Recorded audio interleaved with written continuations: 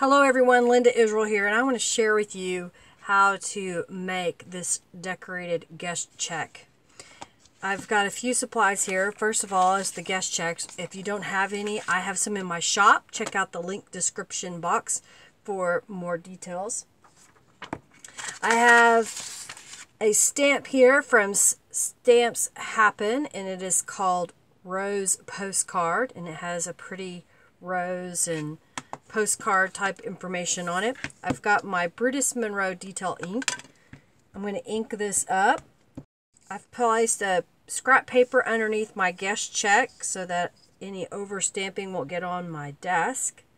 And I'm just going to line this up best I can. So there is the stamped image. Now you can use this as a guide for coloring. So I'm just going to kind of leave it laying here so you can see that. I've got some surface ink from Brutus Monroe, and I have some Fantastix by Toscanito. And these are neat blending and painting tools. So as you can see, it looks like a crayon, if you will, but it's a soft nib that it will pick up the ink from the ink pad. And I'm just going to go in here and loosely color where the rose is and where the rose buds are on there. I'm not really paying attention to how perfectly it looks. It's just adding color. I'm going to do the same with the green, which is cabbage. The first one was wagon. And I will color in the leaves. You know, if you've got stamps like this that you haven't used in forever because you're like, I'm not going to spend hours hand coloring that. Well, you could spend just a few minutes coloring it this way and you get a neat look without a whole lot of time. So now the last thing that I've got color-wise is I've got some vintage photo and another blending tool.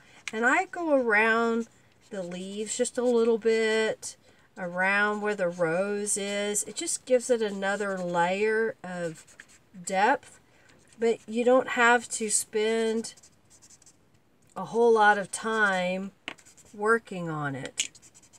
So that is the blending with the sticks. Put that aside.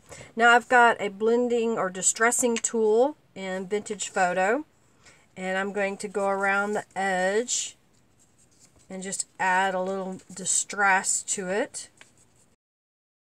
And I will pick it up sometimes and make a little harder line.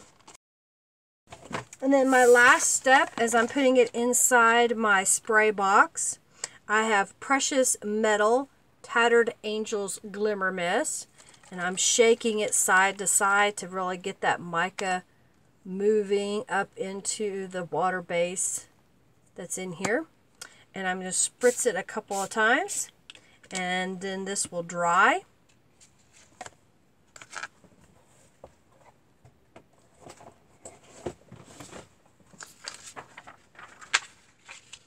It'll take it a moment. It'll uncurl here in a moment. And now it has this pretty shimmer to it.